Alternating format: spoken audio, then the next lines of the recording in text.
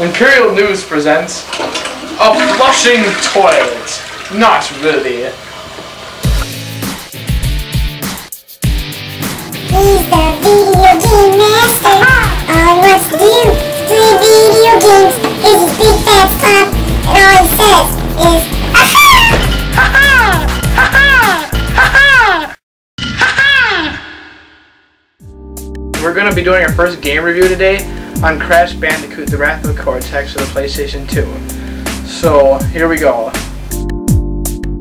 Alright, the game of Crash Bandicoot begins with Cortex really pissed off that he keeps getting beaten by Crash Bandicoot from the other games, and Uka Uka's yelling at him because he's evil, and at this meeting they all decide that they can't beat Crash Bandicoot. Like that. Like that? Yep. Oh. And then they decided that Cortex has got this secret evil weapon that he's been working on. He's going to try to use it to kill Crash Bandicoot. And he's created another minion, named a big steroid-enhanced Crash Bandicoot named Crunch. And Uga Uga's got his own little plan. His plan is to go get these evil other masks that are like him, named Rocco, Wawa, Lolo, and Pyro. And they're going to try to destroy Crash Bandicoot and take over the world. That's basically the story, and it doesn't really change from that on.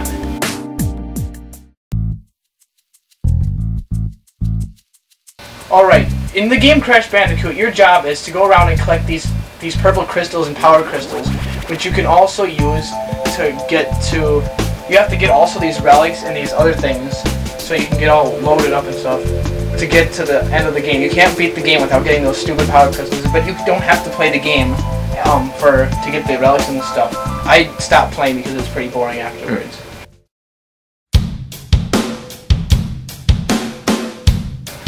This Crash Bandicoot game gives you a lot of power-ups and different things you can do. Like every other Crash Bandicoot game, you can spin, you can jump, and then you can double jump, and you can go like this and slide, and you can pull out your little handy-dandy bazooka, which you don't get till the end of the game, which it's very inaccurate. I don't like using it at all.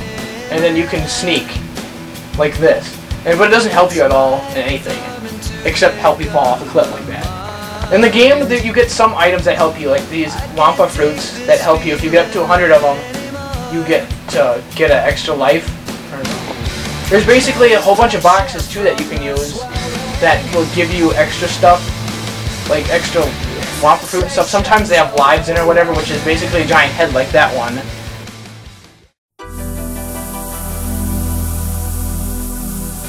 The enemies in this game include basically a bajillion different kinds of animals. And there's this guy who, the same guy throughout the game, he's just in different clothes and different costumes. He tries to hurt you. I don't really know who he is. Oh yeah, and I forgot. You get this magical floating mask that helps you protect you like that. If you get hit by something, it'll help you out. But another thing I forgot to mention was that you get these check boxes, and when you get up to them, it's a checkpoint. So if you die, like this, you die like that, something gay will happen, and you're back here again. In Crash Bandicoot, there's a bunch of different levels. There's the Arctic one that I showed you, and basically there's always a flying one, like this. In Crash Bandicoot, like I said before, there's always a level that is repeated, but with different things. Like this level, there's a whole bunch of different flying levels, and all you do is fly around and shoot down fruits and stuff. You can turn it off. Yeah. There's also another thing about this level, about Crash Bandicoot game, is that they added a new feature from the other games. It's like Super Monkey Ball, except it's a lot worse. You're in a giant ball, and you go around the level and try to get through all the obstacles and stuff. There's about 1 million of them in this game. I don't really like it. It's kind of stupid. And you just go down and watch out. You get all the boxes and stuff, but you have to be really careful because there's nitro bombs, like in every Crash Bandicoot game, and TNTs, which always try to blow you up, and you can easily fall off the edge. In fact, right now, I'm barely controlling my game. I don't even know how. You gotta be very careful in this level. You can just fall off really easily. We're very well put. Yes. There's also every different kind of, in this game, there's a different kind of medieval level, which is basically has you jumping over guys and wizards and bats and stuff, like that, and which is kind of gay. I'm not really trying to play this game. And the fun part about this level is that you get chased by a dragon. I'll probably show this a little later.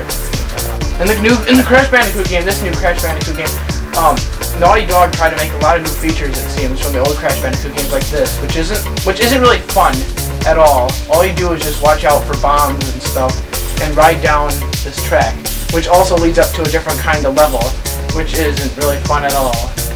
It's this futuristic underground level where there's basically guys that throw little boxes of whatever at you, and it looks like they have a flamethrower that shoots pee. It really isn't fun. We'll be there in about 5 seconds. There's other bunches of games too that, like, you have to go down a hill or whatever and collect boxes, but it really doesn't help you at all in any way at all from what I can see. The futuristic level, which is in every world of this Crash Bandicoot game, and has the same guy who's the same guy throughout the whole game that throws W. There he is again. And there he is over there trying, it looks like he's peeing, but he's really not. There's also a whole bunch of different levels that aren't showed very much throughout the world. Like, there's always some kind of rainforest level like this where basically the enemies are rhinos, which I'm not going to show because I don't go very far in this level, and little Indian people that throw sticks at or spheres or whatever at you like that. They're not very hard to get around. Very scary though. Yep.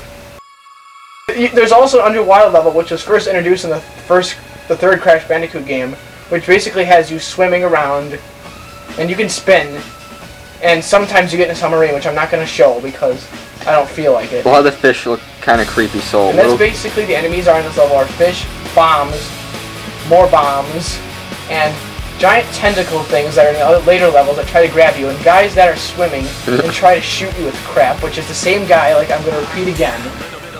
Besides playing as Crash Bandicoot, this is the first game that you get to play as her little sister, Coco, which she's basically the same as Crash Bandicoot. Instead of spinning, she gives this little half-ass kick, which she does, and it's really not effective at all. And she can also jump, a double jump, which is kind of useful, which also, since I'm dying all the time, I'm gonna talk about the controls. The controls of this game are very mediocre. They work sometimes, most of the time they don't work. You'll find yourself sometimes, just like before, you just saw me, falling down holes. Falling down holes just randomly because you jumped too late or too early or whatever, which is kind of ridiculous. It's not really fair. And you'll be like, sometimes you'll be making yourself get really mad because you just missed something, or you attacked the enemy but the controls were too slow and you ended up doing something stupid, and then you die because it's the controller's fault. And you'll be swearing. I swear a lot during this game. The enemies are ridiculous. It's not like the original Crash Bandicoot games at all. Like that. I just died. There's a whole bunch of other levels that I'd like to show you. They're really, really fun, but I can't seem to get into them because in this game, for some reason, I beat the game but it won't let me go to these levels. I'm sorry, but you've just missed probably the best part of this whole review, and there's nothing I can do about it. I am very sorry. Alright, now we're going to talk about the bosses. The bosses in this game are basically the elemental mass that you have to fight, which right now I'm facing Rocco, which is really easy to do. You just avoid Crunch, who's the giant steroid-induced Bandicoot I was talking about before, and all you have to do is just touch these rocks, but watch out, he comes after you like that. And after you touch these 3 rocks like that, the numbers get higher and higher. Right now there's only 2, and I'm almost there to get the other one. There it is, I did.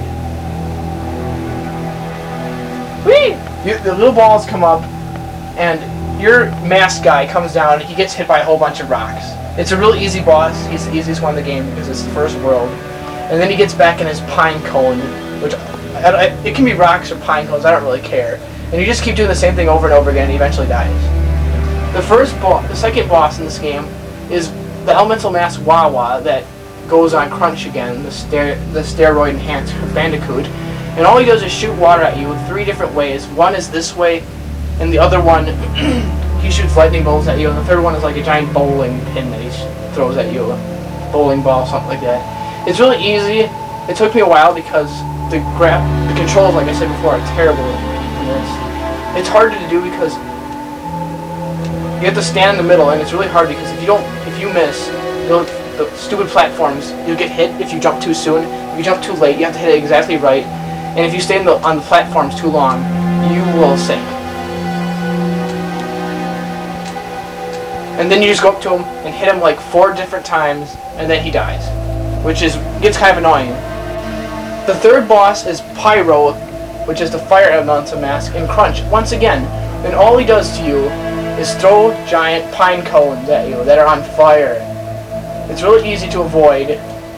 And to kill him, all you do is jump in your little gay robot suit, which you have in the game, which I recommend. It's not really fun at all. And you go up to him and spray him with a hose. You do this back and forth, you shoot him a couple of times, and he dies. But be warned, every time you hurt him, which I didn't hurt him this time, the farther you go, the more you hurt him, the farther you have to run away. And by the end of the game, you'll be running like a marathon just to hit him. And when he also after you hurt him, he leaves giant pine cones on the ground, and if you can't really see him if you're chasing him right behind him, which is really annoying.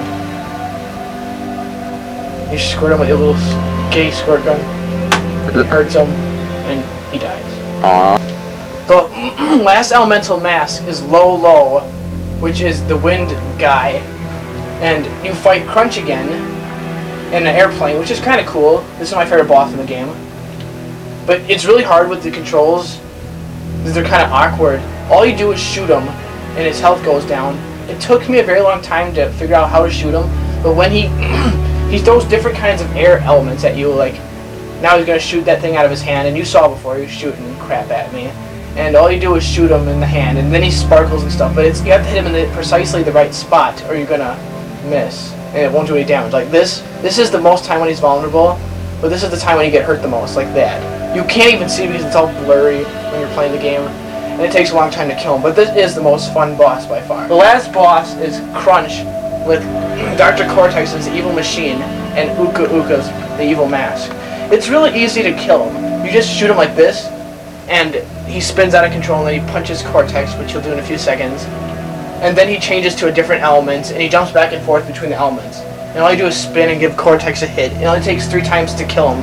But you have to watch out because the patterns get really wild after a while. See, now he's going to go with ice. And then he does water. Then he goes back to his original thing, like this. And then you get to hit him again. It's really not that hard. But the bad thing, once again, is the controls. It takes a really long time to focus on Crunch with your bazooka. My favorite parts in this game were the part in Wizards and the Lizards where you get chased by a dragon. I thought that was pretty funny because the dragon looks pretty stupid, and it doesn't even matter. You'll probably fall down a hole before you actually die. It's pretty funny. Like, you get past him in like a few seconds if you're normal. It's basically like the Tyrannosaurus and giant rocks from the other games, except it's a dragon. You'll fall down a hole like that because you'll be paying attention to the dragon than anything else.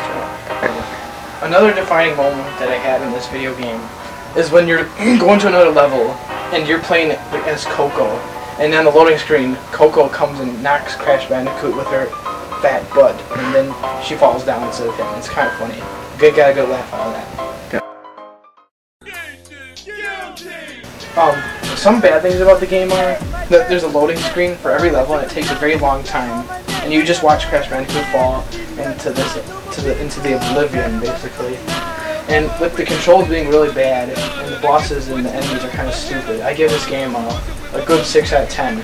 This game is not for like teenagers or adults. It's probably for little kids. And I picked it up because of a friend who gave it to me and let me borrow it. I suggest do not play this game if you do not like Crash Bandicoot games. I like Crash Bandicoot games, and this is personally the worst game I've ever played for Crash Bandicoot. Well, we'll see you next time. I hope I get reviewed really high, so please rate this high. Bye. There you go.